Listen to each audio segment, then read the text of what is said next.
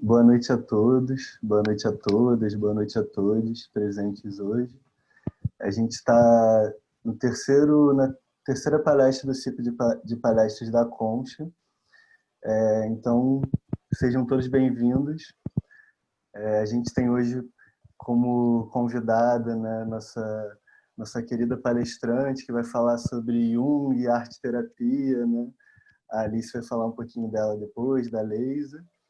E eu vou falar um pouquinho aqui da Concha, que é esse espaço que está produzindo esse ciclo de palestras, que é um espaço de psicologia de diferentes abordagens, composto por mim, Miguel, pela Larissa e pela Alice. E a gente, antes da pandemia, funcionava ali na Glória, né, fazendo atendimentos presenciais e também produzindo cursos, palestras, vivências. E aí, com todo esse movimento, né, a gente está apostando muito nessa plataforma online e estamos criando esse espaço cada vez mais robusto, mais consistente da Concha online, né? Então, a gente continua atendendo online, continua produzindo palestras, estamos pensando também em alguns cursos para oferecer. E o objetivo da Concha é disponibilizar a psicologia para todo mundo, né? De alguma forma, acolher diferentes visões da psicologia, né, e diferentes visões de práticas de saúde. A gente também trabalha com as PICs, né, que são as práticas complementares e integrativas de saúde. E a gente está aqui com esse ciclo de palestras trazendo justamente diferentes visões para informar ao público, tanto leigo, né, que está tendo o primeiro contato agora com as diferentes linhas de psicologia, mas também o público que já estuda, que tem um interesse maior. Então, na primeira palestra, a gente teve a presença do João da Mata, falando sobre a somaterapia. A segunda palestra, a gente teve o Fernando Tenório, falando sobre psicanálise. E agora a gente tem a presença da nossa querida Leisa, falando sobre Jung, arte-terapia e todo o trajeto de vida dela e trazendo seus olhares, né, suas reflexões sobre esse momento. A Leisa, ela é uma mestra no meu caminho. Nossa, mestra não, para! É uma mestra, é uma luzeira, né? Porque quando a gente termina a faculdade de psicologia, que é um grande oceano, que você navega por várias abordagens diferentes, enfim, aonde quando você termina, você vai ver, né, vai desaguar aí no riozinho que você de fato quer aprofundar. E eu fiquei, como todo mundo fica, né, o mais comum é isso, é ficar um pouco perdido quando você sai, né? E eu tive a oportunidade, eu tive a sorte de encontrar essa luzeira nesse momento tão escuro, tão difícil de caminhar. E graças a ela, eu conheci pessoas maravilhosas no grupo de estudos que ela proporcionava e ainda vai proporcionar, né? Esperamos que volte um dia, que era o grupo de estudos sobre a literatura, sobre a metodologia da psicologia analítica. Então, a gente pegava um livro de Jung, a gente chegou a fazer mais de um livro, né? Eu fiquei mais de um ano com vocês. A Laura, uma colega que veio de lá, maravilhosa. E graças a conhecer a Leisa por esse grupo, que eu pude conhecer a arte-terapia por ela, né? Ela me convidou para vir fazer a formação e, para mim, enfim, foi um grande achado que eu estou aí até hoje nessa caminhada muito bem apoiada por essa luzeira e mestra, sim, Leisa Pereira. Então, a gente está tendo a honra de poder trazê-la aqui para falar um pouquinho do caminho dela também, que a gente apresentou, mas a Leisa, né, pode trazer um pouquinho mais dela, desse caminho tão especial que você traça, Leisa. Nossa, gente, obrigada. Agora fica muito grave tudo isso, né? Você me apresenta desse jeito, aí a mestra, não sei o que e tal, e agora? A responsabilidade é muito maior, porque aí eu tenho que, né? O que eu vou falar, mas eu sempre recuso esse termo de mestra, que é um lugar muito, muito grande, que eu coloco Jung nesse lugar, né? Jung é meu mestre, né? Jung é o nosso mestre. Então, assim, eu sempre, quando vocês brincam com essa história de ser luzeiro, ok, eu estou lá, né, colocando, dando a luz ali no caminho, igual aquela, né, a carta do tarô, eu boto a luz, mas mestra é muito forte, é muito forte. Eu prefiro só professora, luzeira, enfim, colega de trabalho que somos, né, Alice? Então, assim, a Alice foi realmente, nos conhecemos no grupo de estudos, e que a gente tinha, a Laura também, enfim, era um prazer para mim estudar Jung. Hoje, assim, quero agradecer, antes de mais nada, a Concha pelo convite que vocês fizeram e esse trabalho belíssimo que vocês estão fazendo, né, de divulgação da psicologia, das várias linhas, das várias vertentes. Então, muito obrigada, me sinto honrada, né, de ter sido convidada. E lógico que eu ia apoiar uma das melhores alunas, que é a Alice, né? Que eu sempre falo para ela, nossa, na idade dela eu era tão bobinha, e ela já é uma menina assim tão, né, articulada, já está aí num grupo, junto com outros jovens como a Larissa e o Miguel também. Eu fico sempre achando assim, o mundo tem jeito, porque os jovens estão aí, estão vindo, vêm diferente, vêm mais, né, com a cabeça boa como vocês, muito bom. Então, agradeço muito e vou falar de um assunto que eu amo de paixão, que é Jung e arte terapia, as duas coisas juntas, misturadas, né? Então, eu amo de falar isso.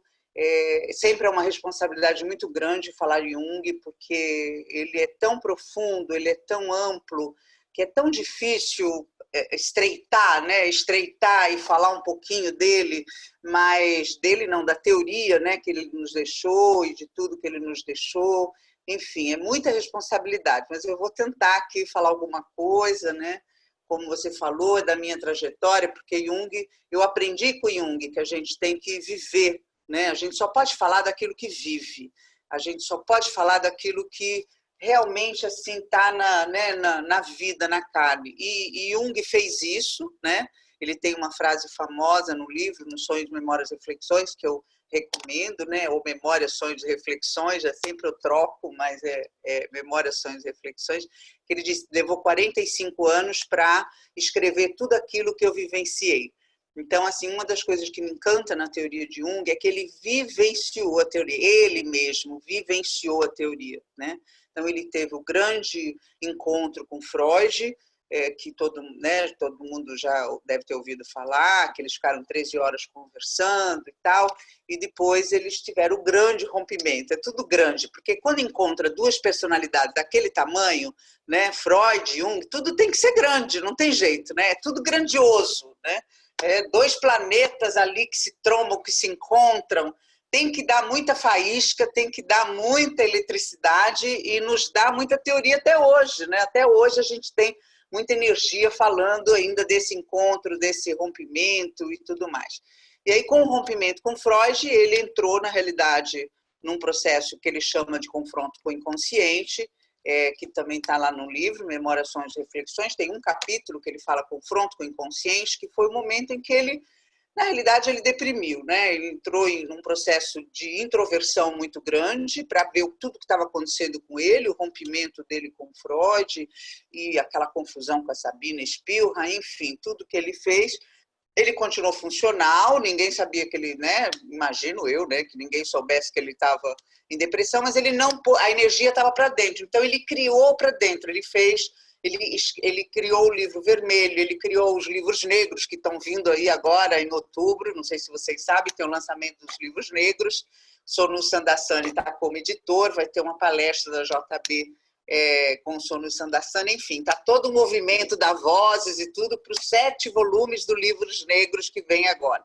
Então, os livros negros, para quem não sabe, o Jung, então, nesse período de confronto com o inconsciente que ele chama, em que ele estava totalmente introspectivo, totalmente nele, ele escrevia e desenhava, ele escrevia e desenhava, ele escrevia e desenhava, são 7 volumes dos livros negros, e depois teve o livro vermelho, que a base do material do livro vermelho está no livro negro. E o livro vermelho é aquele livro maravilhoso, que não sei se vocês conhecem, né? Parece um livro de contos de fada, é um livro enorme, com muitos desenhos e muita teoria, enfim, né? E toda a vida, tudo que ele viveu neste período que ele ficou introspectivo. E aí ele fala, eu demorei 45 anos depois para escrever tudo que eu vivi. Então ele viveu esse período de 7 anos, essa imersão nele mesmo, onde ele viveu, ele fazia imaginação ativa com ele, que é uma técnica que ele nos deixou, que é você ficar no rebaixamento de consciência. Lógico que não se faz sozinho, ele fez sozinho, mas isso é ele, né? Ele, né? Hoje nós não fazemos sozinho, a gente faz na análise, né? É uma técnica da análise junguiana, a imaginação ativa, onde o paciente fica num estado alterado de consciência, com relaxamento mais profundo, conduzido pelo analista, e nesse lugar do devaneio, vamos dizer assim, a gente está usando muito essa palavra ultimamente, o Sonu Sandassani, que é editor do livro vermelho, editor do livro negro, está falando muito da importância desse devaneio. Você fica ali no devaneio, que isso acontece também na análise, porque quando a gente vai para uma análise, há um rebaixamento de consciência tanto do analista quanto do paciente, e é onde a gente fica, então, nos dois inconscientes, e as coisas acontecem, né? A gente navega no inconsciente do paciente. E aí ele fez todo esse processo de imaginação ativa e desenhou e pintou o livro vermelho. E nos deixou esse legado. Então, isso para mim, ele é um grande mestre, porque ele me autorizou a arte-terapia, as artes expressivas, né? Totalmente. Então, e na minha vida, eu não sou artista, infelizmente, adoraria ser, mas eu não sou. Mas eu sou artesã, gosto de mexer com as mãos, e nas mãos eu sei que tem um poder imenso, gosto de fazer trabalhos, gosto de ficar nesse devaneio, gosto de ficar nesse estado alterado de consciência, e o trabalho manual me faz isso.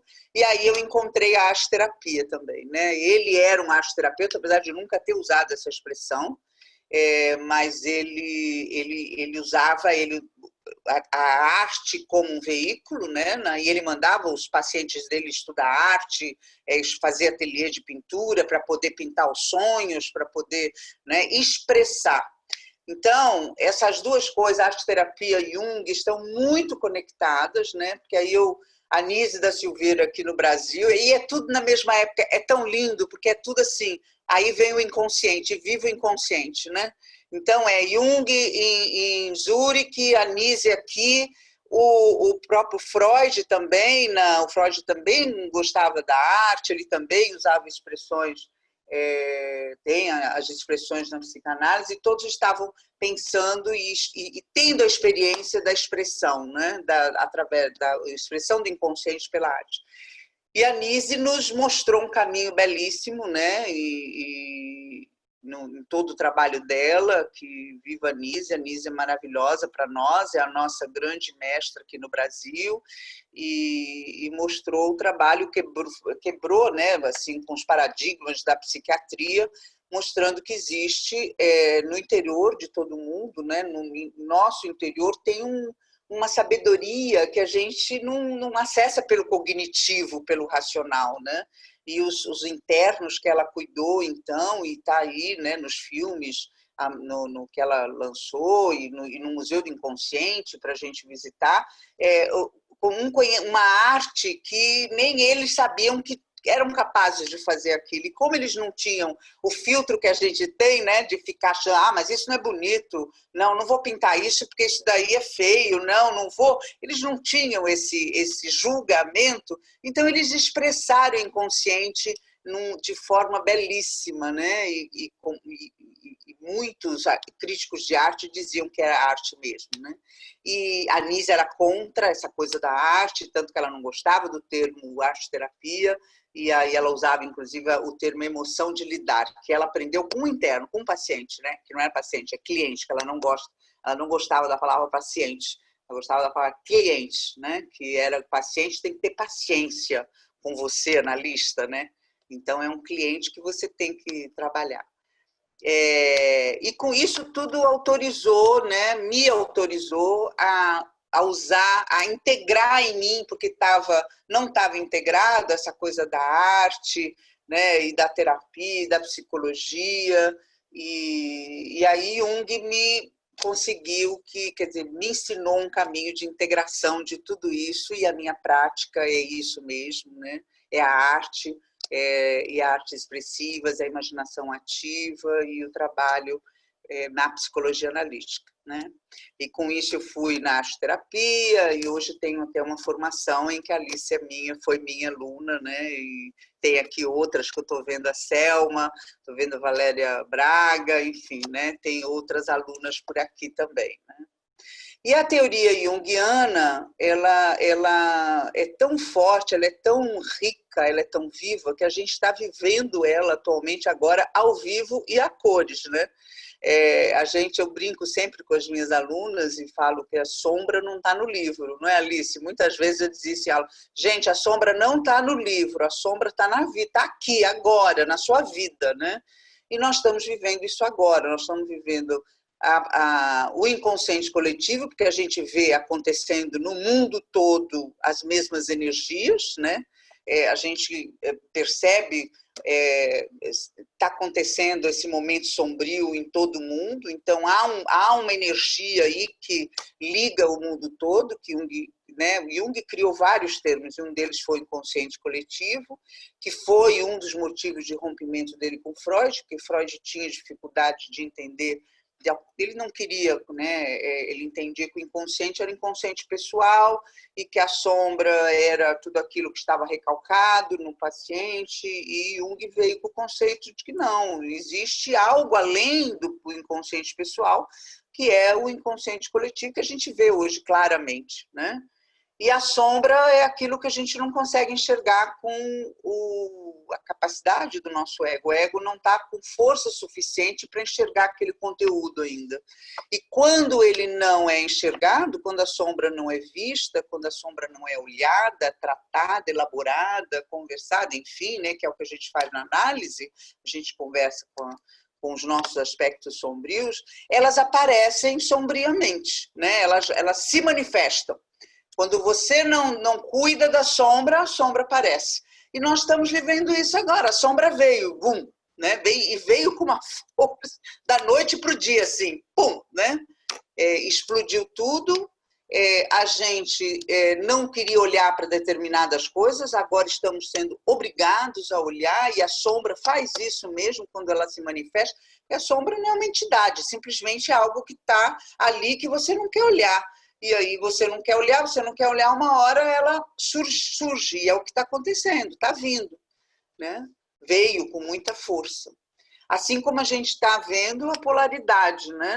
Jung nos traz esse conceito de polaridade, porque ele dá esse salto muito bacana na energia. Primeiro, quando ele faz essa ligação da energia, da economia libidinal, né? Da energia anímica, com o todo. A libido é o todo, né? Tudo é libido. E ele faz aquela comparação com a energia psíquica, com a energia da vida, né? Tem o volume, energia psíquica, em que ele faz a correlação com a natureza, a energia da vida, o positivo, o negativo. Então, o mundo, né? A física mostra que o mundo é dual, né? Preto, branco, corpo, mente, fundo, raso, noite, dia, frio e quente, inverno, verão, né? Norte, sul. Então, se a libido é o todo, e se a energia é o todo, e se na física tem a polaridade, consequentemente, na energia psíquica, por analogia, também tem. E tá certo, hoje a gente fala do bipolar, né? Tem o doente bipolar.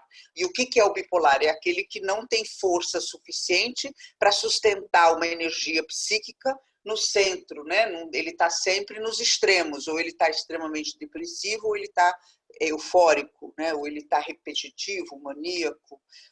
Então, é a polaridade. E nós estamos vivendo isso hoje, né? A polaridade clara, explícita, né? Nós estamos vivendo um momento muito polar em direita e esquerda, né? O certo e errado, porque Jung vem também nos ensinar que não tem o certo e errado, porque o certo e errado vem ligado a um conceito meio de perfeição, né? Então, assim, você tem que estar certo, você tem que estar perfeito, então o errado é imperfeito, e a psique não funciona desse jeito. A psique vai para um conceito que Jung nos traz, que é o da totalidade. É o conceito de totalidade, não de perfeição. Você ter o sentimento, e todo mundo já teve, né, essa sensação de quando você tem um insight na terapia, né, quando você passa por um momento assim de grande compreensão da sua vida, internamente você dá aquele, parece que você vai para um lugar fisicamente, parece não, eu estou aprendendo porque eu ando fazendo uma terapia corporal, eu ando apaixonada, então o corpo vai para um lugar, né? Vai para um lugar da totalidade, ele vai para um lugar bom, um lugar inteiro, né? Então esse inteiro, essa totalidade em que é o todo, e Jung colocou no centro dessa totalidade o conceito de self, né? Do si mesmo, do eu maior, em contraponto a esse ego, que é o eu menor, vamos dizer assim, né? Que é o centro da consciência. Nós precisamos do ego, lógico, né? A gente precisa desse centro da consciência, nós precisamos nos estruturar, nos organizar, ter um trabalho, ter uma série de personas, que é outra coisa que a gente também está vendo da teoria, né? As personas, as máscaras, todas as máscaras estão caindo. Ele foi buscar esse conceito de máscara, então, como uma das defesas do ego. É importante nós termos a máscara, né? E ele foi buscar esse conceito de persona e de máscara no teatro grego, onde os atores colocavam aquela máscara, né? Que inclusive é o símbolo do teatro ainda, aquelas máscaras que os atores usavam. Então isso significa que o ator, ele não era aquela persona, aquela personalidade que ele estava vivendo no teatro. Ele usava máscara, vivia aquele personagem, dramatizava aquele personagem, mas depois ele tirava a máscara, né, e vivia quem ele era. Então ele foi buscar esse conceito de persona no teatro grego. Então nós deveríamos, em termos de construção de ego, ter as nossas personas, em que a gente colocava a persona, vivia aquele trabalho, por exemplo, a persona do trabalho. Aí trabalhava, depois tira a persona do trabalho, vamos por outra persona, a persona de pai, a persona de mãe, a persona de amiga. Mas tudo são personas, esse não é o eu. O eu é algo muito maior que está no centro da consciência.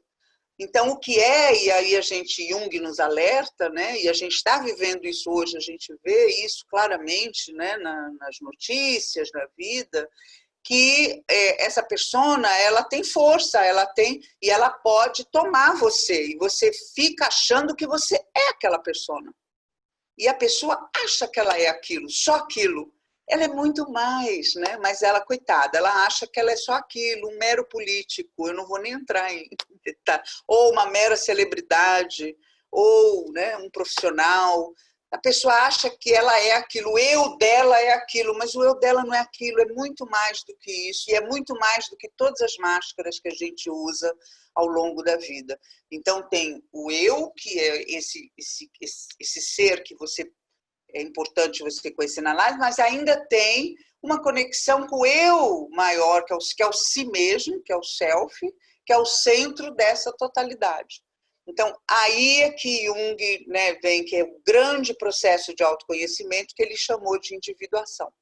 Então, é esse processo em que você percebe que você não é, né, só aquela psicóloga lá que faz uma live no domingo, ela também tem outras coisas, né? Que a Alice, que é minha aluna, tem mais do que por trás da Alice tem muito mais, né?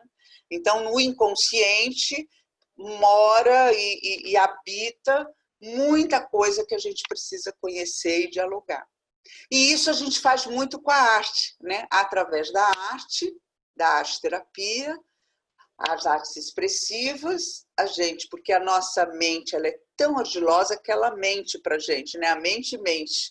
Então, se você ficar só numa terapia verbal, que também é importante, também é bom, mas quando você expressa através das artes expressivas, né?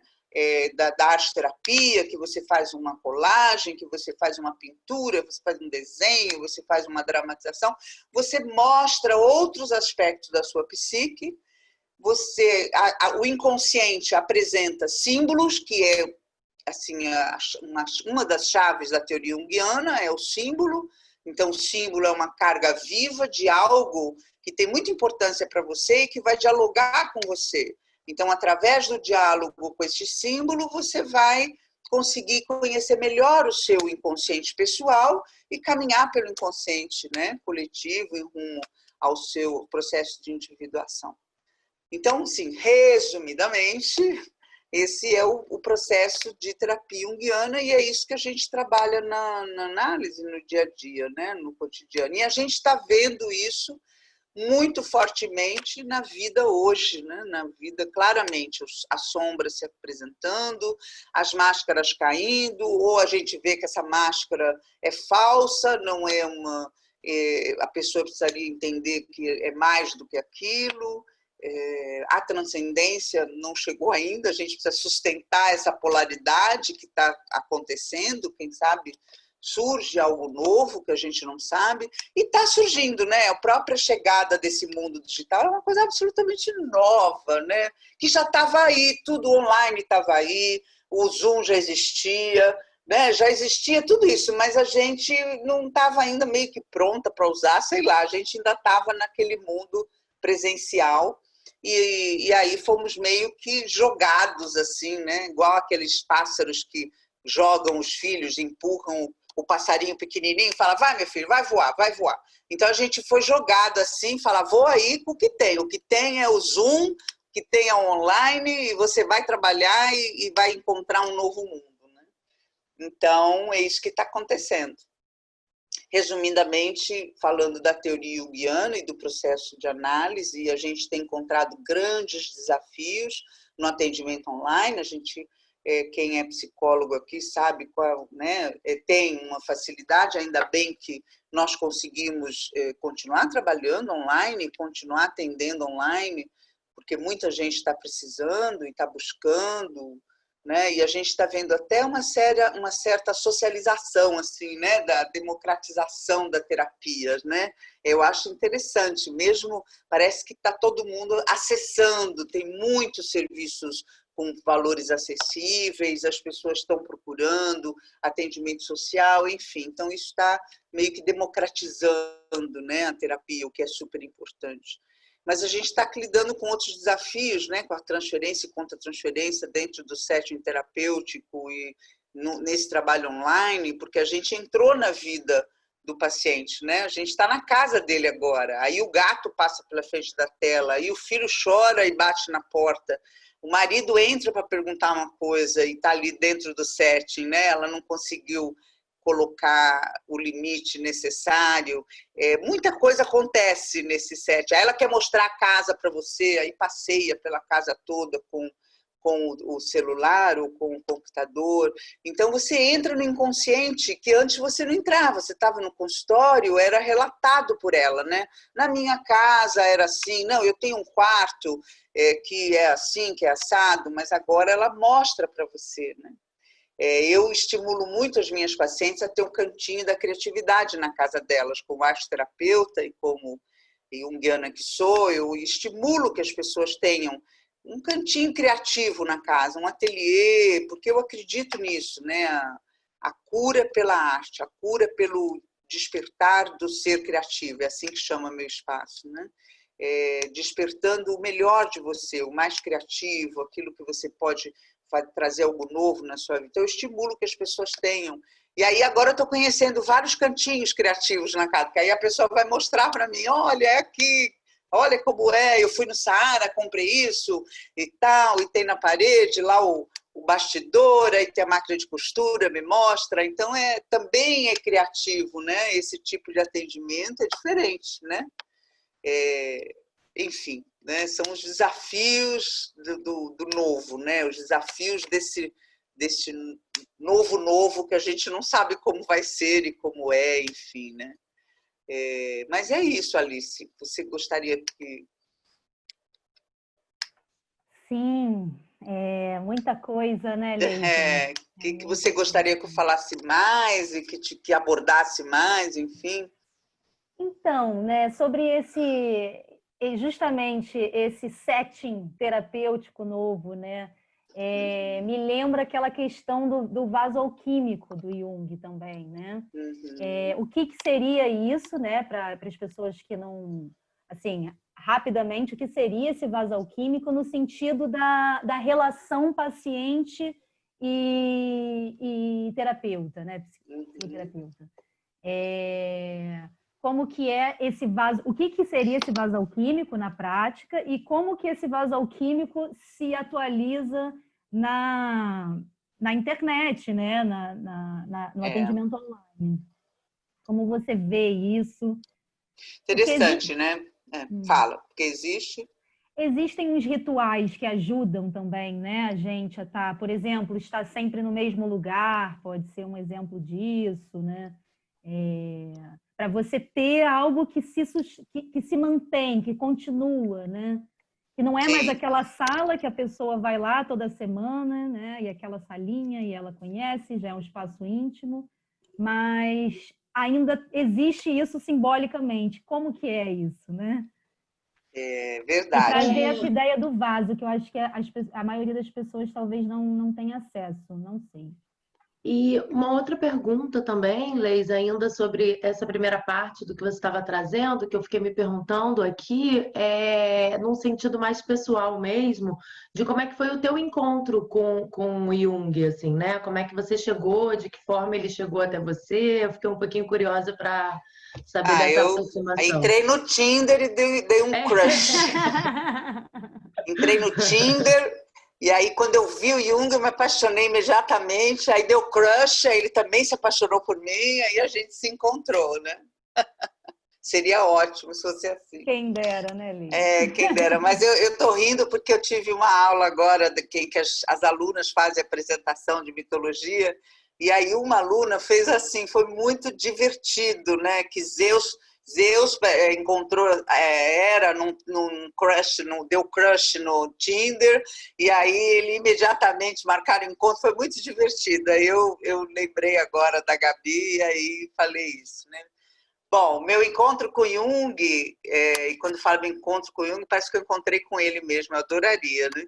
Mas antes ainda de encontrar a arte-terapia, que foi lá em 1999, já faz tempo, eu li alguns livros dele, porque no meu tempo, como ainda é assim na universidade hoje, não se ensina Jung, é uma eletiva hoje, né?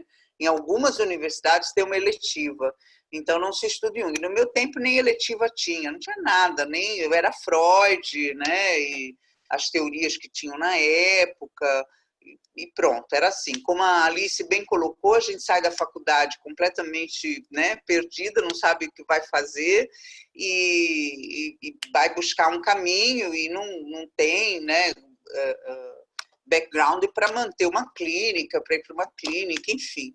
E aí eu passei muito tempo procurando outras coisas, fiz outros trabalhos e que me ajudaram muito até hoje em dia, né? Fui para o mundo corporativo, trabalhei em outras coisas, mas sempre com a psicologia ali, que eu precisava reencontrar a psicologia.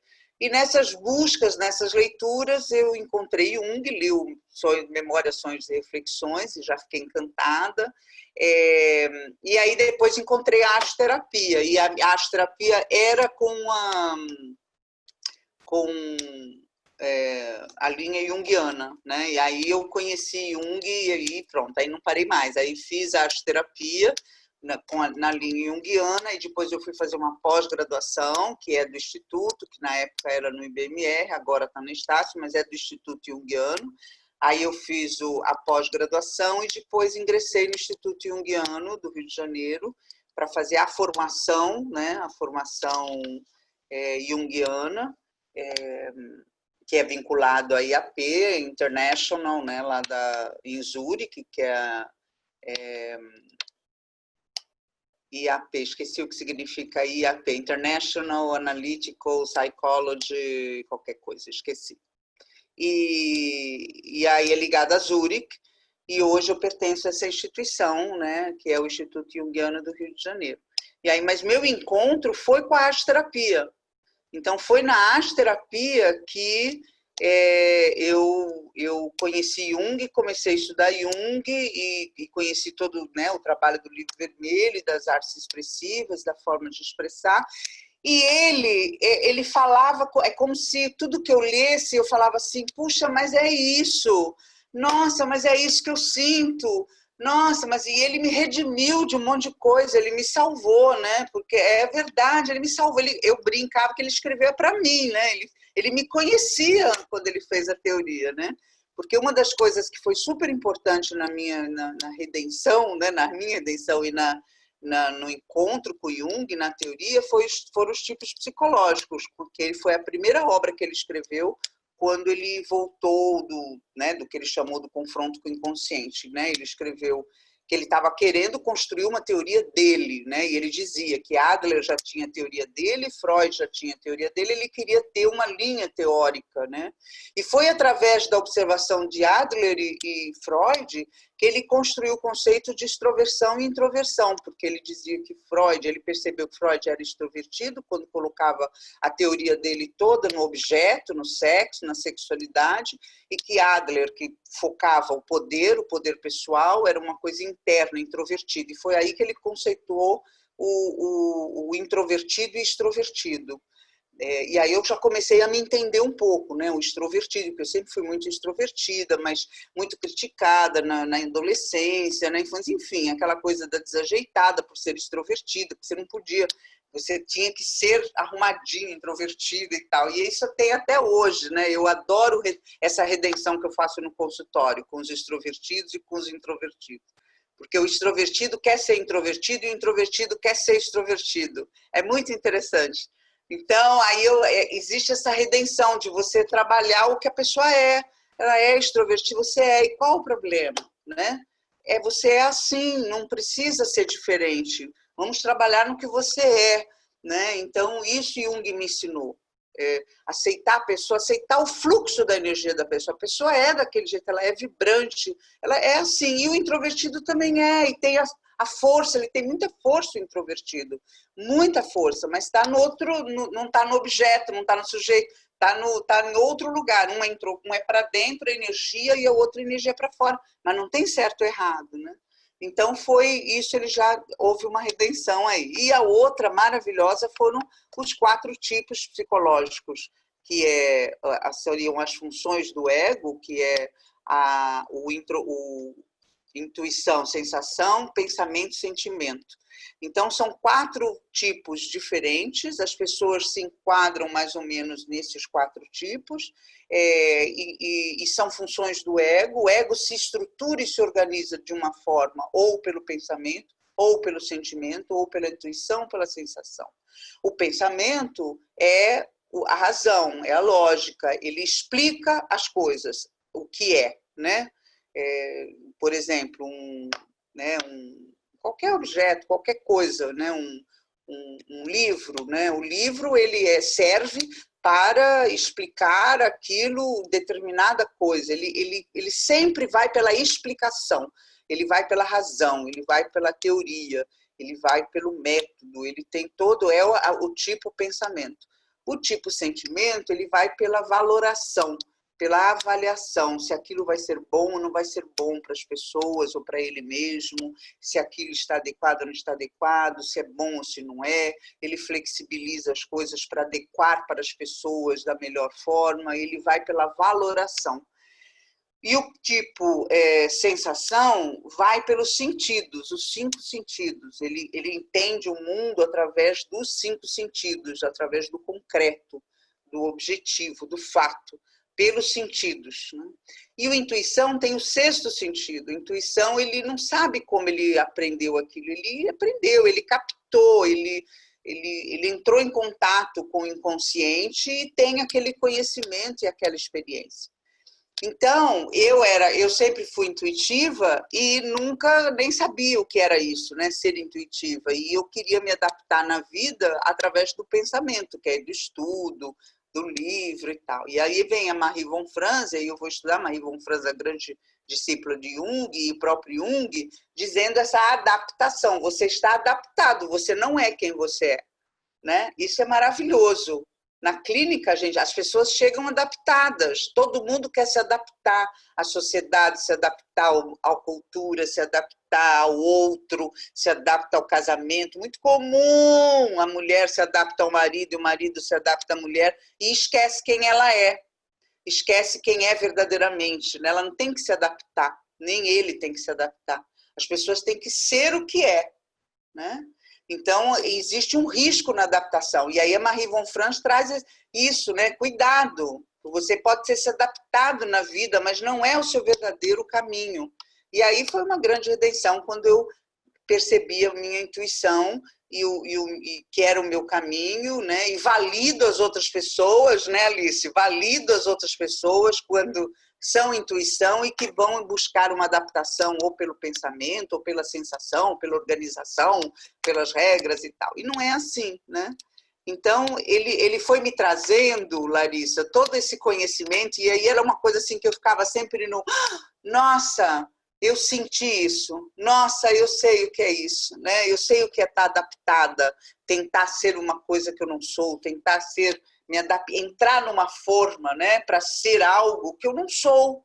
Então, isso é assim, a forma de olhar o paciente na análise junguiana, né? Olhar quem ele é verdadeiramente. O processo de individuação é ele encontrar esse ser verdadeiro que tem dentro dele, essa luz, né, que está no interno dele, né? Esse caminho para o self que todos nós temos acesso. E o que a gente não pode é ficar adaptada ao ego, a uma vida adaptada, normótica, né? Tudo certinho, né? Tudo arrumadinho, mas adaptado. E aí você fica infeliz. Aí eu falo, eu tenho comentado muito isso com as pessoas, com minhas alunas, que eu tenho ouvido muitas pessoas assim, nossa, do nada eu fiquei depressiva, do nada, eu não tinha nada, e um dia eu fiquei depressiva. Como assim, do nada?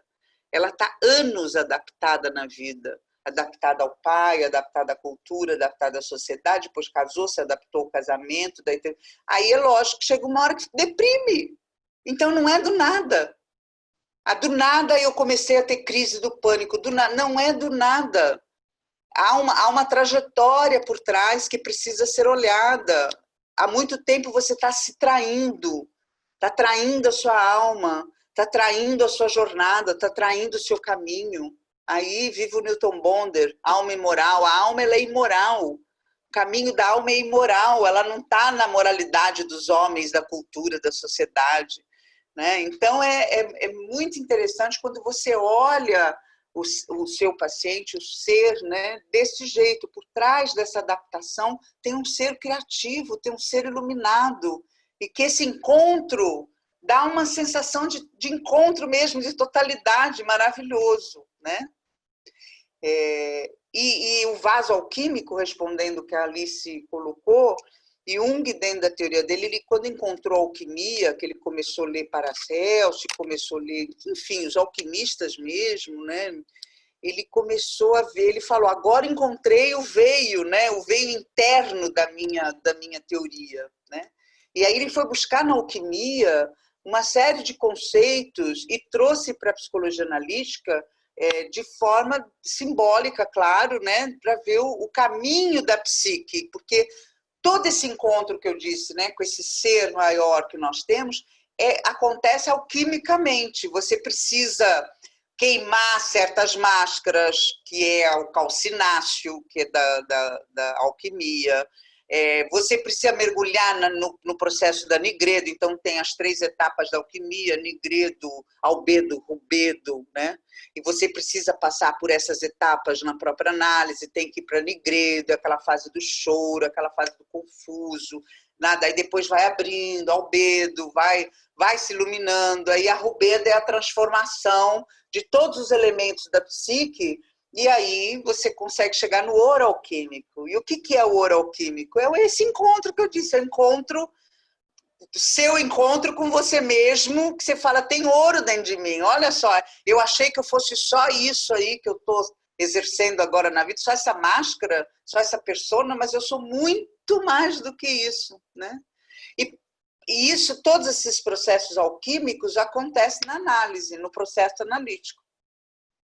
E aí ele traz a ideia do vaso alquímico, né? Com várias imagens desse vaso, né? Que é aquele vaso, tem um nome certo que me fugiu agora, que é o vaso onde acontece, onde os alquimistas faziam mesmo, né? As operações alquímicas. E esse vaso ele tem que ser muito forte, ele tem que ser bom, ele tem que ser poderoso para sustentar toda aquela ebulição que acontece ali. Não podia rachar aquele vaso, né? E aí ele colocou essa imagem belíssima. Ele era, né, ele era muito sensível e simbólico, né? Ele tinha o imagético, né? A narrativa imagética, a narrativa simbólica imagética. Isso, gente, é uma preciosidade. Quem tem, tem. Todos nós temos, mas a gente pode não estar acessando. A gente está tão concreto, pagador de boleto. A gente paga boleto, vai lá, carimba. Igual aquele personagem do Charlie Chaplin, né? Fica lá carimbando, apertando e tal. A gente está tão concreto e que se distanciou deste lugar imagético e simbólico. E aí Jung é isso, é puro. Jung é imagem pura, é símbolo puro. Aí ele traz a imagem do vaso alquímico para o setting terapêutico. Então, para acontecer todas essas transformações alquímicas na psique do paciente, né? E na psique do analista, porque a gente está se transformando junto, não existe uma transformação, a gente está junto, a gente está completamente junto no processo e se transforma junto, né, no processo. O vaso precisa ser fechado, o vaso tem que ser forte. Então ele diz para a gente cuidar desse vaso como os alquimistas cuidavam para que o vaso não rachasse, né, não quebrasse.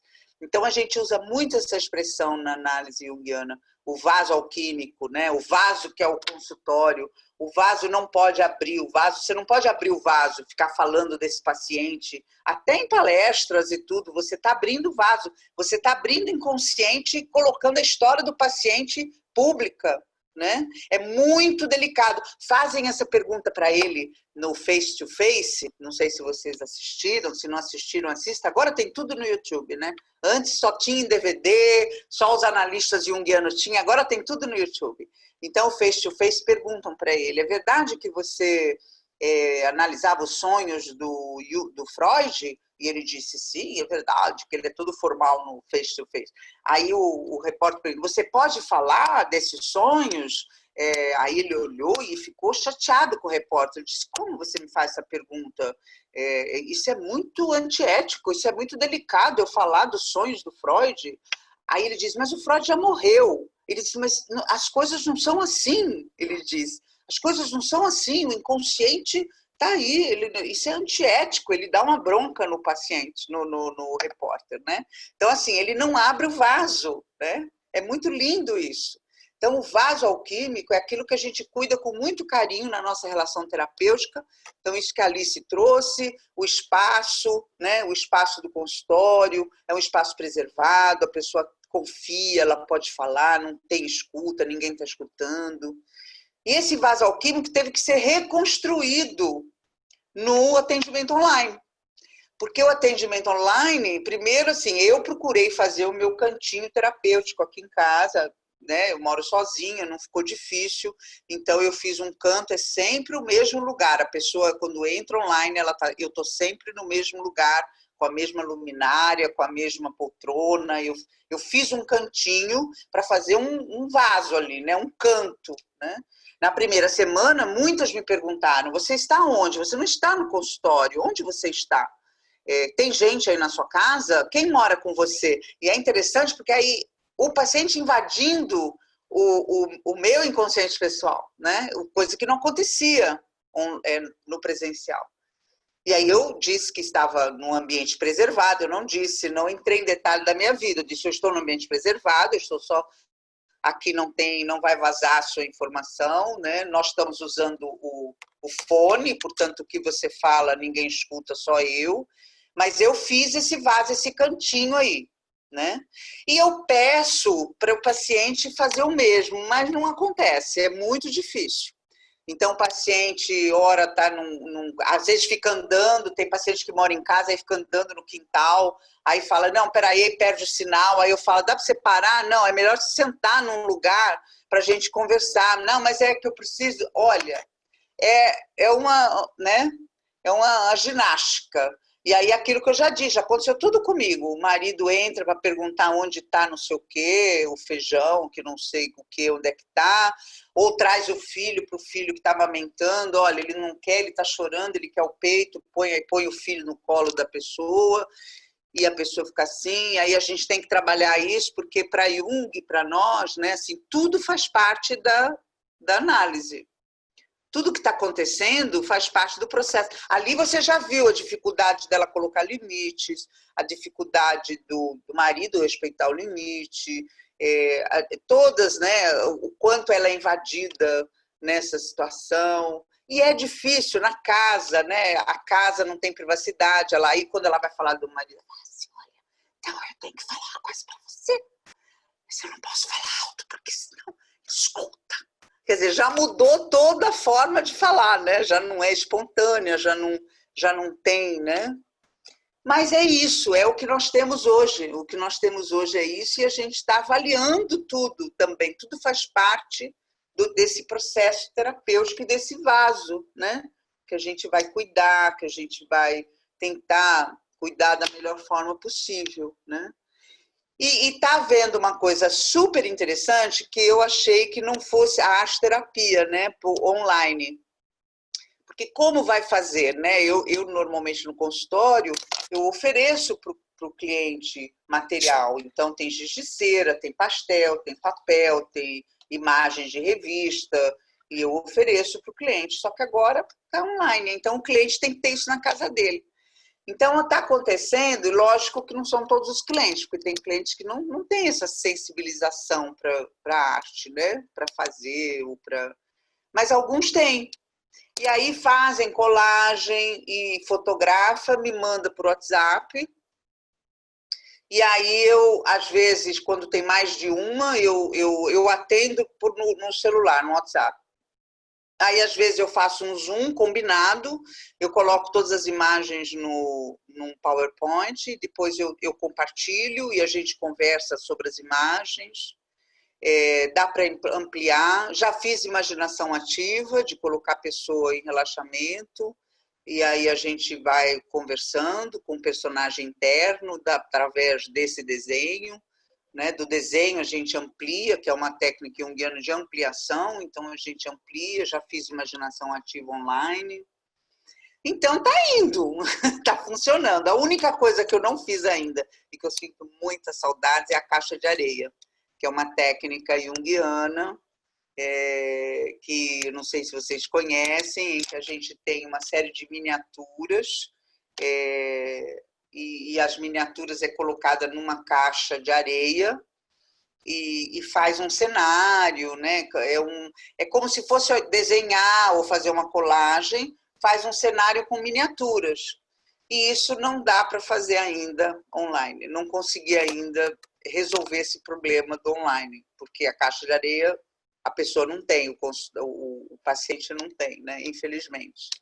Então, isso eu não consegui ainda, mas do resto está indo, né? Tá indo nesse novo normal, nesse novo olhar, né? É pelo WhatsApp, é pelo online, aí eu ponho no Zoom, aí a gente conversa sobre a imagem.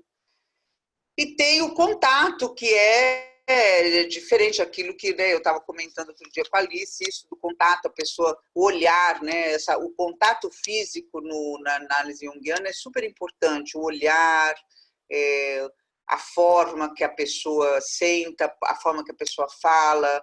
Tem umas que apertam a almofada ou aperta a bolsa, isso tudo são símbolos, são gestos que a gente está observando na análise, né? Assim, determinados assuntos, né? Ou senão ela faz um gesto corporal, assim, né? Joga a bolsa do lado do sofá e vai para frente. Quer dizer, tudo isso você observa e no online fica mais difícil, a pessoa está olhando, o nosso olhar não cruza, às vezes ela olha para baixo, ela está olhando para o celular e não é o mesmo lugar que é o olhar, né? O olhar é diferente no online, né? Tem uma diferença. Mas é isso. Mas há ligação, há transferência e contra-transferência, há uma ligação inconsciente, por enquanto tá caminhando, né? Há vaso alquímico, há tudo respeitado, né? Acho que é isso, né? Já são... Sim. Pois é, são 7h07, a gente vai encerrar às 7h30. Já tem pergunta aqui do Tyson no chat que eu vou fazer para você, Leisa, eu vou ler aqui para você.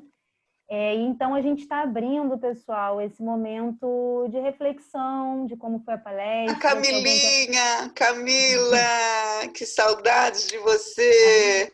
Eu só abri a câmera para te dar um oi, Leisa. Ah, que linda! Eu tô aqui na sua terra.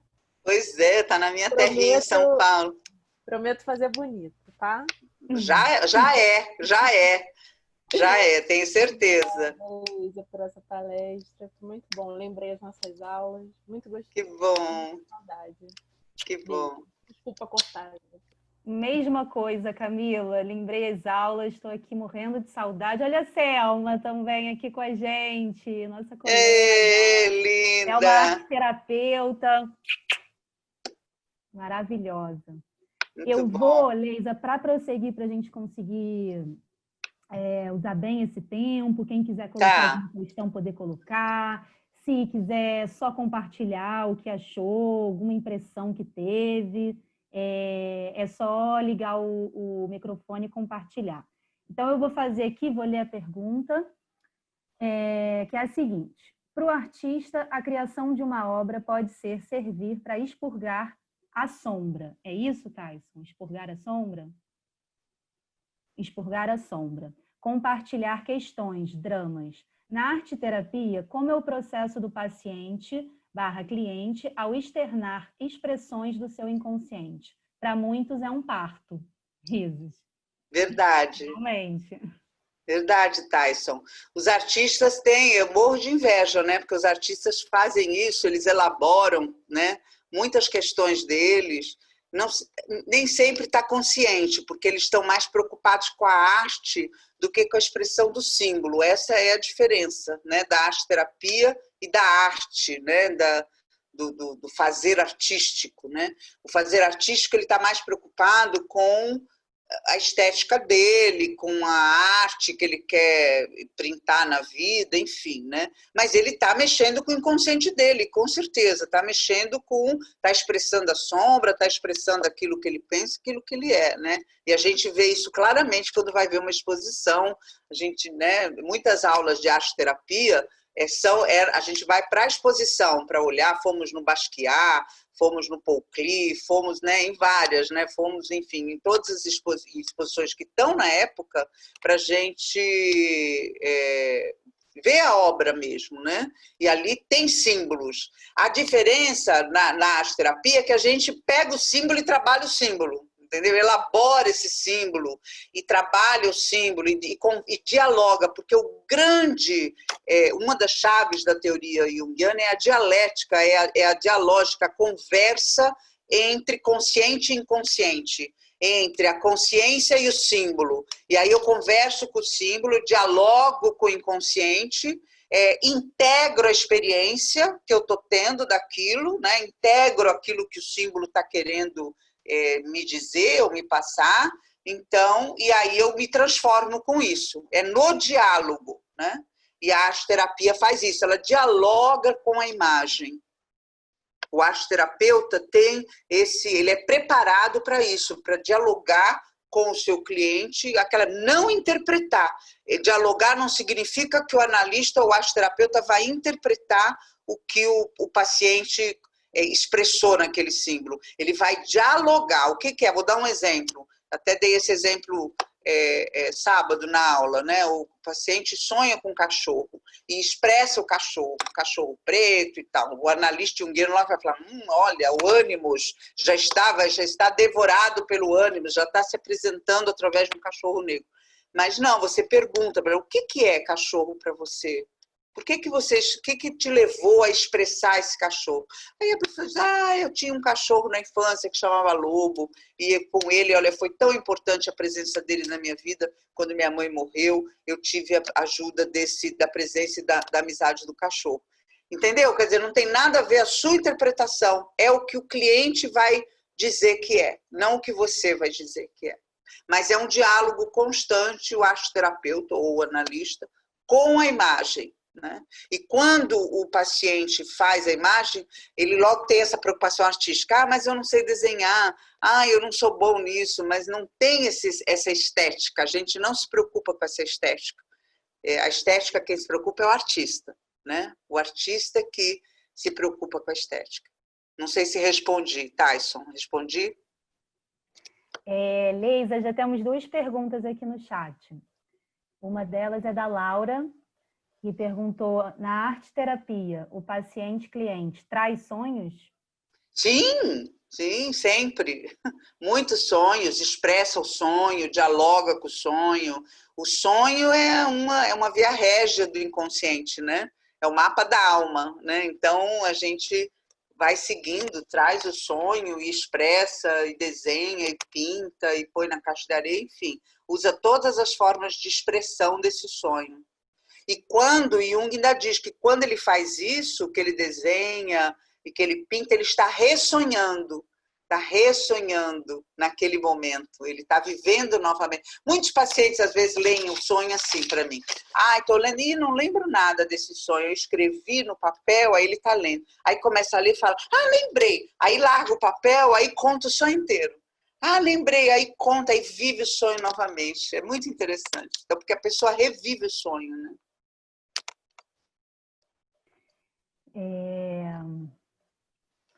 O Guilherme, ele primeiro compartilhou aqui com a gente, que ele falou: parabéns por essa palestra tão sensível, estou toda arrepiada. Uau! E maravilhoso, obrigada, Leise Concha-Psi. Aí depois pergunta assim: qual a diferença entre uma sessão de arte-terapia e uma análise junguiana? Boa pergunta, Guilherme. Muito Boa obrigada, pergunta. em primeiro lugar, muito obrigada, né, por ter gostado da palestra. Que bom, né, que você que está sensibilizado então, com Leisa, o assunto. Desculpa, o Guilherme escreveu, é porque está no nome de Guilherme, mas é Alice. Tá bom. Então, Alice, está Tá no nome do Guilherme, mas é Alice. Já entendi, entrou com o WhatsApp do Guilherme, mas é Alice. Tudo bem, Alice. Então, muito obrigada, Alice, pela sua sensibilidade. Então, assim, o analista, como é meu caso, né? Eu sou analista e sou arte-terapeuta.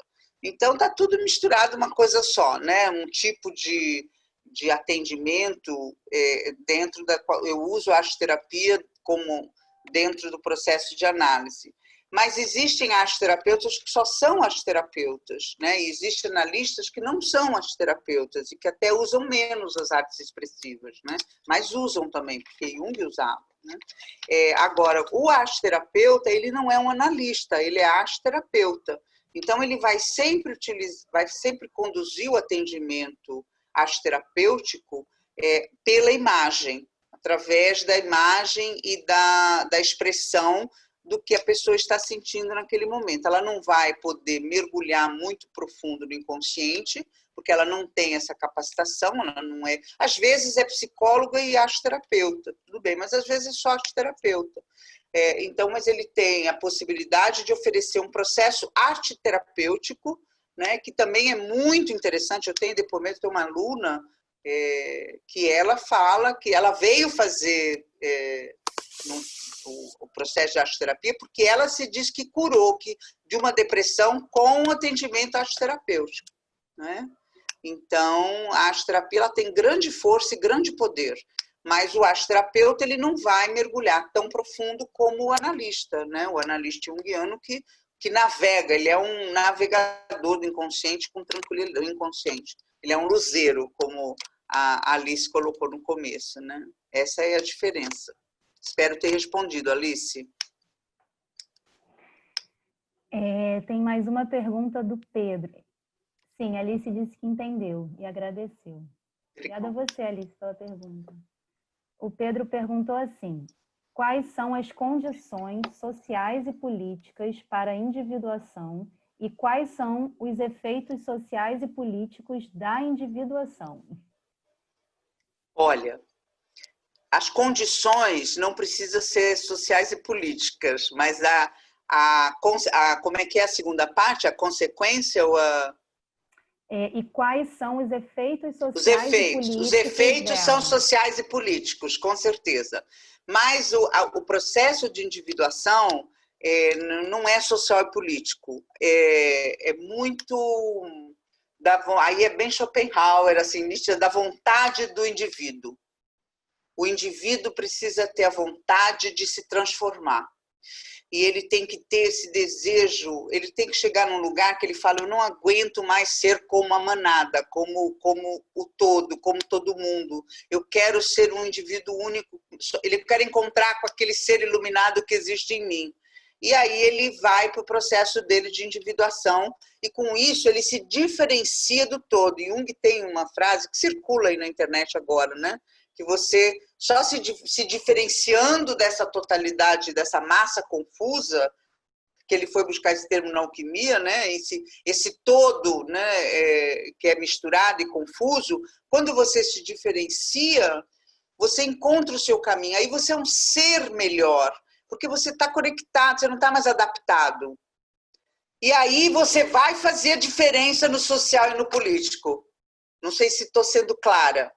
Quer dizer, um ser que encontra a sua força e a sua potência, porque a individuação ela faz isso. O processo de individuação, ela conecta você com a sua força e com a sua potência, com o seu ser maior, com o seu ser criativo, com o ser que você é.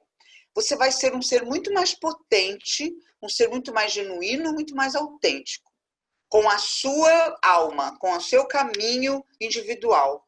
Com isso, não tenha dúvida que você vai ser um ser político-social diferente na sua cultura, não há dúvidas, né?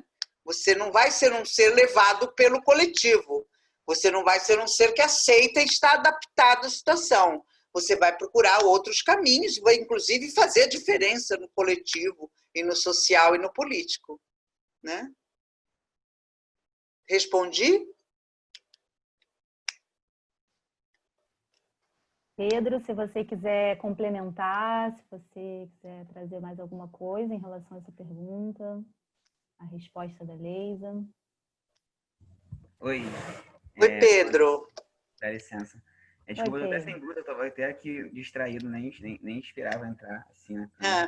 Mas a questão que vem é essa, assim, por exemplo, uma pessoa que está passando fome, ou que condições muito difíceis de sobrevivência material, ela pode encontrar a individuação, ela pode estar buscando a individuação, ou algumas profissões assim, se o cara for um policial e tem que trabalhar matando pessoas ou fazendo, ele pode encontrar a individuação. Se ele for um nazista, se um cara for um nazista, tipo assim, se for um cara que tiver vontade, tipo assim, falar, não, acho que o branco tem que ser superior ao negro. Ele tem essa convicção nele, supremacia branca. Ele pode estar falando, não, mas eu quero encontrar a minha individuação.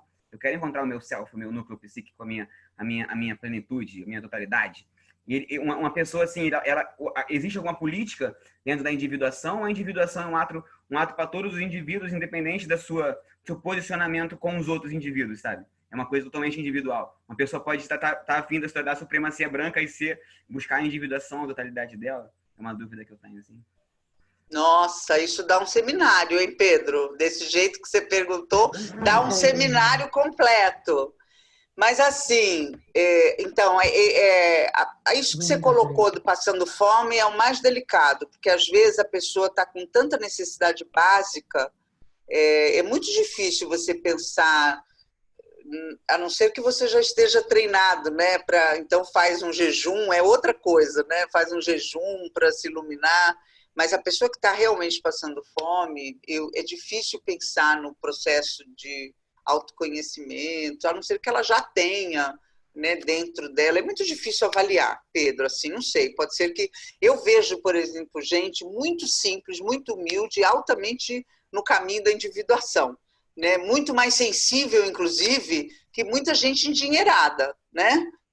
Eu vejo gente muito humilde, gente da roça, que tem um conhecimento e uma sabedoria que a gente nem tem, inclusive, né? Agora, passando fome, eu não sei, assim, eu acho complexo isso, né? Agora, a pessoa, mesmo que esteja no fascismo ou no nazismo, como você colocou, ela pode ter um desejo, de repente, de transformar a vida dela. Pode acontecer. Tem histórias de grandes iluminados que foram pessoas perversas e má, numa mesma vida se iluminaram, né? Não sei se você conhece a história do Milarepa.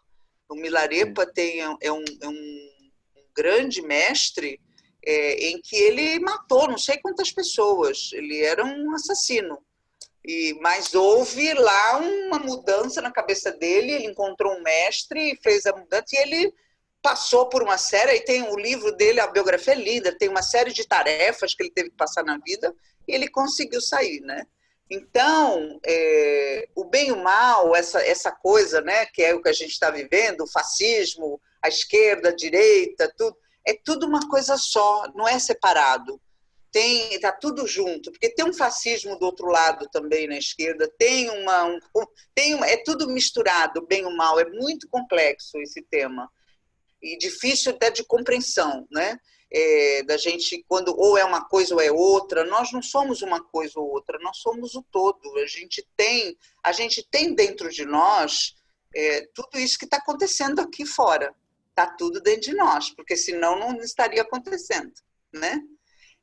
Tem uma projeção aí do coletivo, que está acontecendo isso agora. Eu sei que é complexo entender isso, mas é um caminho, né? Então, pode haver o processo, a individuação, a busca por esse ser existe em todos nós. Você pode encontrar o caminho ou não, né? Entendi. Entendeu? Isso, né? Caminhando nessa resposta. Nada. A Pauline fez uma pergunta aqui, Leisa. Boa noite. Como fica o processo de individuação com as influências arquetípicas do inconsciente coletivo? Como assim?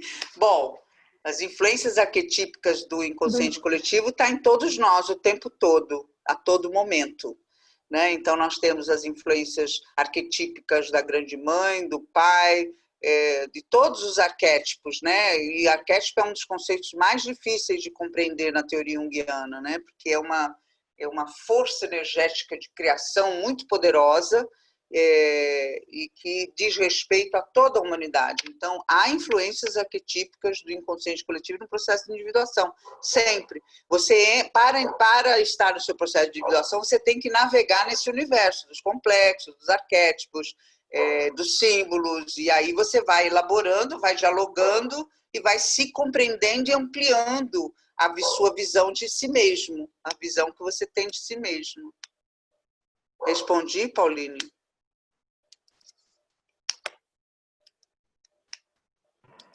Então, pessoal, alguém mais quer fazer algum comentário ou alguma pergunta? Uma perguntinha. Posso? Fala, Thais. Oi, Leisa. A partir do que você comentou aí, respondendo acho que Pedro, sobre gente simples da roça, aí me vem em mente o processo de individuação como um resgate também, sabe? A partir da origem daquele indivíduo que é perdida por esse corre da manada, se é um caminho que pode tomar esse processo de individuação, não sei, imagino que possa vir de várias maneiras. Porque o processo você tem que tomar um cuidado, né? Acho que foi muito boa a pergunta do Pedro e essa sua colocação também, porque tem que tomar cuidado, que dá a impressão que o processo de individuação só acontece no consultório da análise junguiana, na Zona Sul, para quem tem dinheiro para pagar, entendeu? Então, e não é assim, né? As pessoas, os índios, eles estão muito mais no processo do que a gente, e não está em nenhum consultório de analista, entendeu? Eles estão conectados com o sagrado, estão conectados com a medicina da floresta, estão conectados com a natureza. Então, eles estão muito mais no processo do que a gente que está completamente desconectado, porque a gente tem que fazer esse caminho de volta. Ai, meu Deus, estou desconectado, então eu tenho que vir num caminho todo de volta, né?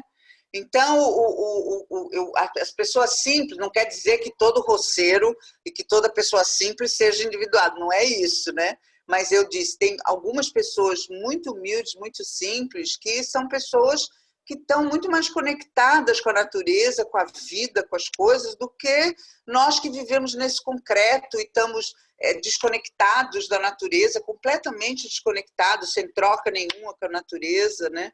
e com a natureza interna, sobretudo. Com a natureza, quando você percebe que a natureza está ligada a você, né? Que o vento, por exemplo, que o vento hoje está ventando. O que esse vento pode fazer, que está impactando, está me impactando? A gente nem sabe, fecha todas as janelas, e está ventando tanto e tal, e fecha a janela e não faz nada, né?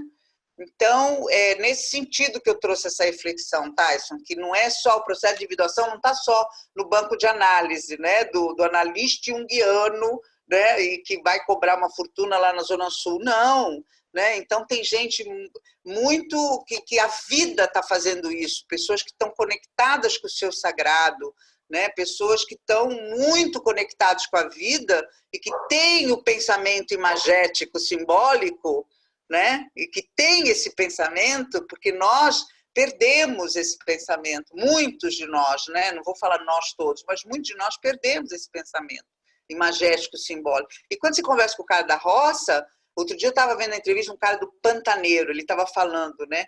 O cara do Pantaneiro, ele navega ali no Pantanal, ele sabe tudo que está acontecendo, o jacaré, a onça, a árvore, não sei o quê, vai subir a maré, vai descer a maré, porque tem tudo. O Pantaneiro está ligado ali, ele e a natureza é uma coisa só, né? Então, é diferente, né? Nesse sentido. Boa pergunta, Tyson. Então, é isso. Acho que o processo de individuação, na realidade, é o processo de autoconhecimento da gente mesmo. E Jung traz essa coisa do pensamento simbólico, você simbolizar a vida. A vida, ela é poética, ela é simbólica, ela não pode ser levada de forma concreta e pagador de boleto. Ela tem que ser poética, simbólica, tem que existir uma poesis, tem que existir uma simbologia, tem que existir algo que você fale, mas por que isso está acontecendo? Que símbolo é esse que está se apresentando? Né?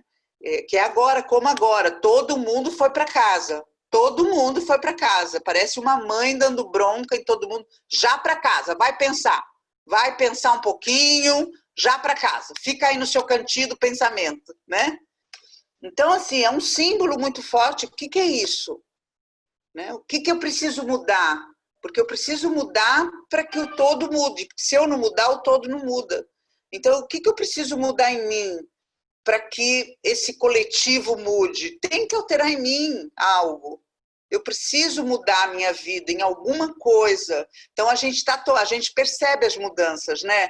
A consciência da alimentação, a consciência do descarte, a consciência dos excessos. Pelo menos algumas pessoas estão pensando assim, né? Outros estão comprando pela internet compulsivamente. Mas, enfim, tem que ter um simbólico e magético aí na vida, né? E a poesia, que é a arte. Eu preciso encerrar falando da arte-terapia, porque se não tiver arte na vida, não temos nada, né? O que é? Fala, Alice. Então, é porque, para pegar esse gancho, né, da arte-terapia, e a gente já está chegando, a gente chegou em 7h30 agora, eu queria só compartilhar mais duas, porque eu acho que a última é do Pedro, as duas reflexões aqui que o pessoal trouxe em relação à arte-terapia, que aí você pode dar essa resposta num apanhado, e aí também o Pedro compartilhou aqui também. Mas deixa eu falar aqui, então, essas perguntas da arte-terapia. A Laura perguntou, eu vou fazer as duas juntas, tá? Então, vou falar primeiro a da Laura. A partir de que idade você recomendaria arte-terapia? E a Selma escreveu, li no livro da Clarissa Pinkola, uma citação do Jung que dizia que, uma vez que Deus, o todo, adquiriria maior consciência à medida que os homens adquiriam maior consciência, com isso postulava que os seres humanos, lançando luz sobre o seu lado sombrio, poderiam ser capazes de iluminar o todo. Isso mesmo, Leisa. Ela fez esse comentário. Muito bem. Eu e Jung pensamos igual, e a Clarice Píncola também. Então... Adoro ela.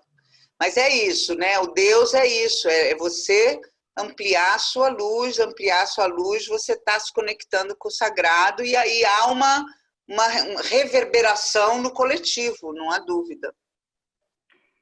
Então, essa pergunta da Laura, né? A partir de que idade você recomendaria? De sempre, a partir de sempre, né? A arte-terapia, para a criança é uma delícia, né? Porque a criança ela brinca muito bem, né? A criança ela está no mundo da poesia, né? Então sempre, né? Sempre que puder, que aplicar, eu acho que é maravilhoso. Para gestante também, né, Leisa? Já que o trabalho da Laura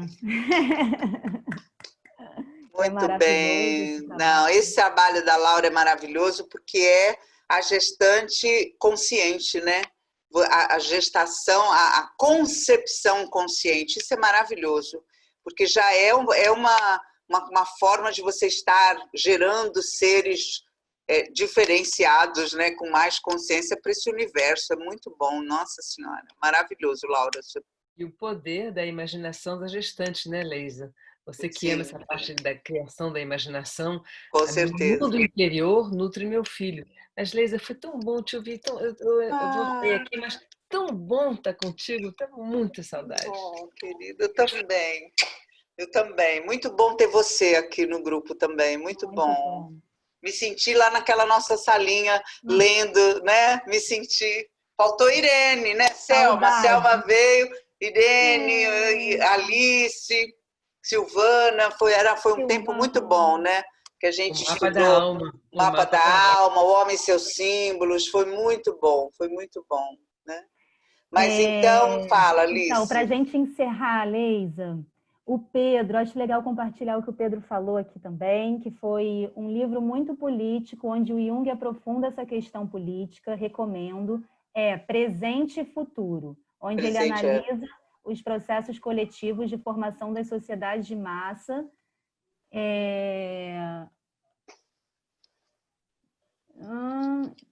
e como o indivíduo é suprido pela razão do Estado e como a luta pelo autoconhecimento. Muito bom, nunca me esqueço desse livro. Bom, esse livro é maravilhoso, Pedro, muito bom mesmo, faz parte da obra dele.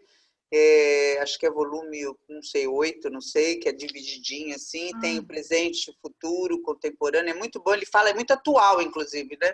Muito atual, muito atual. Obrigado pela lembrança, Pedro. Sim,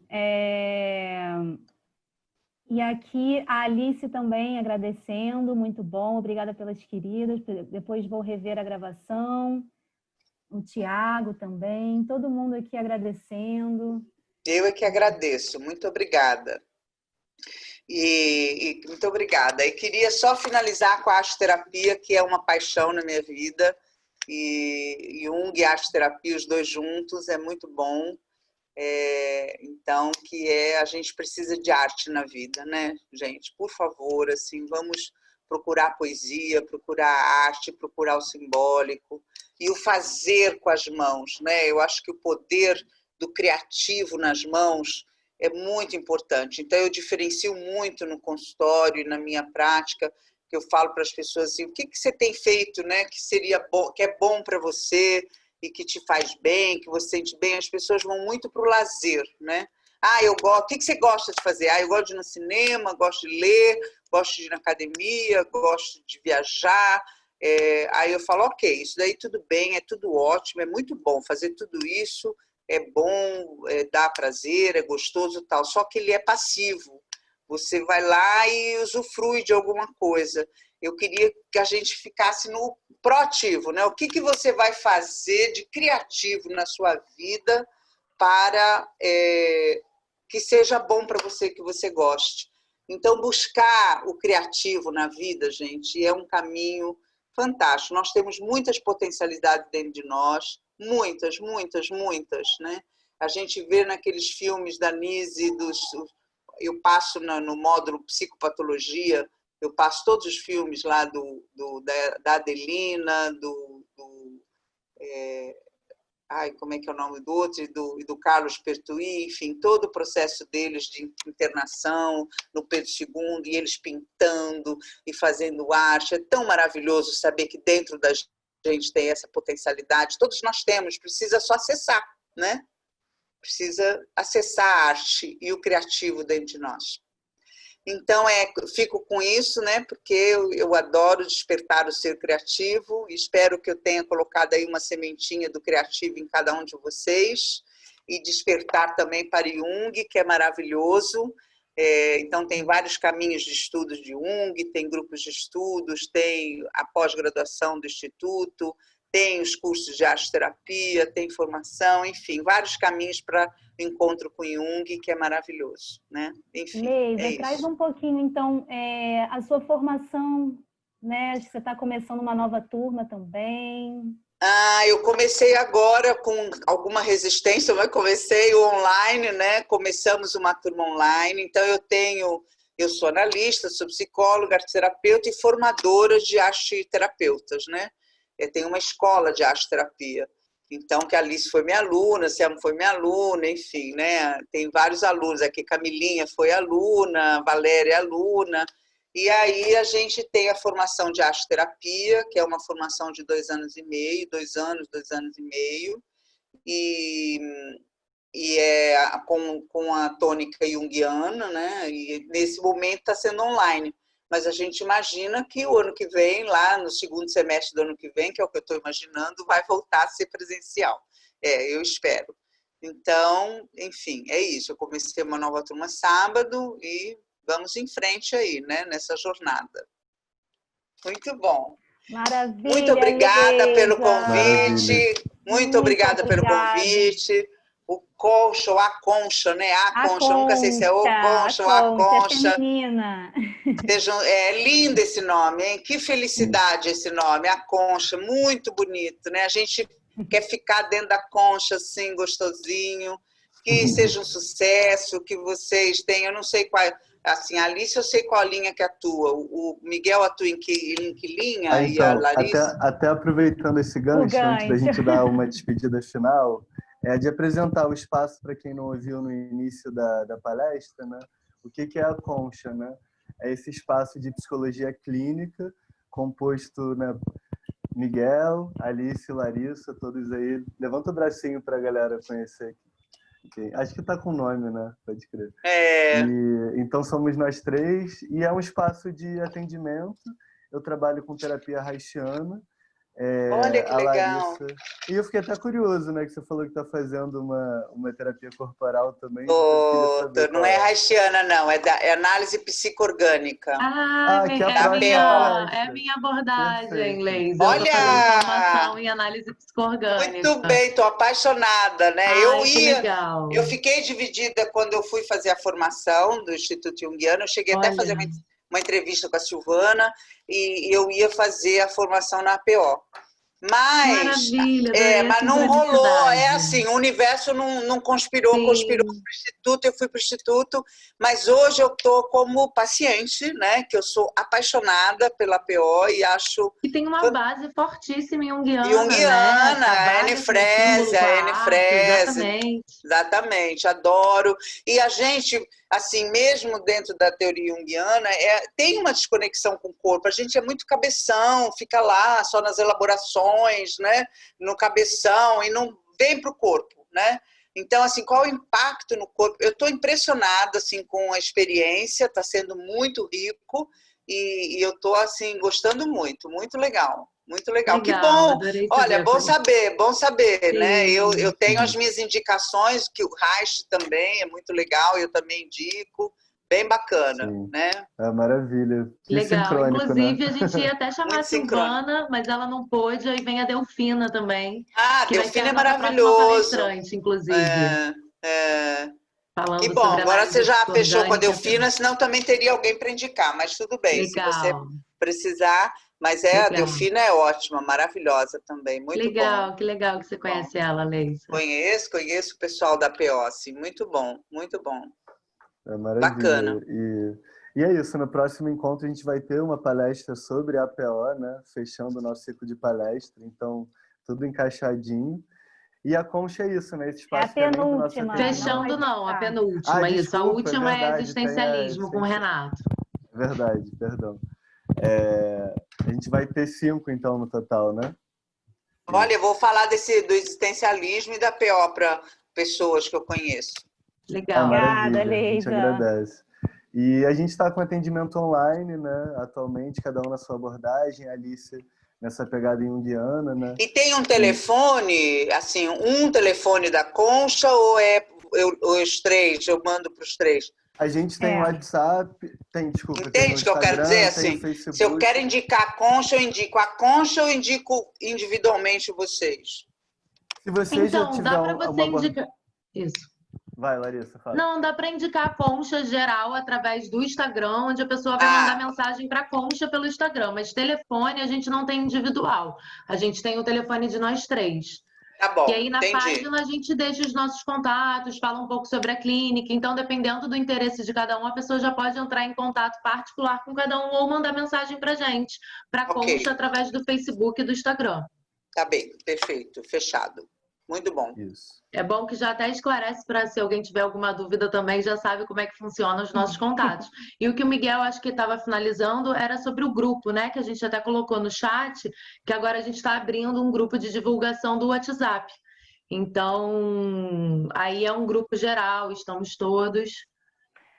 Mas é isso, gente. Um adendo, só uma perguntinha, Leisa, que eu acho que pode ser legal para você aqui, ó. A Fátima Castanho falou parabéns pela excelente fala e falou que ela participou da primeira semana de arte terapia. E aí ela está perguntando se vai ter mais. Nossa, então, todo mundo pergunta se a segunda... Eu quero, tá? Eu vou organizar uma segunda, vou ver quando, mas vamos organizar. O Edson também participou da primeira semana de arte terapia. Vou organizar uma segunda, vamos ver quando. Precisa ver, porque o tempo tá difícil, né? Mas vamos conseguir, vai dar tudo certo. Muito bom. Obrigada, Fátima. Que honra, Leisa. Muito Imagina, obrigada. eu é que agradeço a oportunidade de poder falar e de conhecer vocês, tão jovens, tão interessantes, tão bacana. Muito bom. Muito bom. Muito obrigado, Leisa. Muito bom poder ver os colegas aqui também. Ver as carinhas de todo mundo.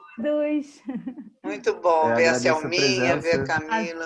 Gente, um beijo, foi delicioso. Eu amanheci com saudade. Selma? Você deve estar criando alguma que saudade coisa de vocês. Você deve estar criando alguma coisa aí, né, Selma? Olha lá, você criou alguma coisa aí ao longo da palestra ali.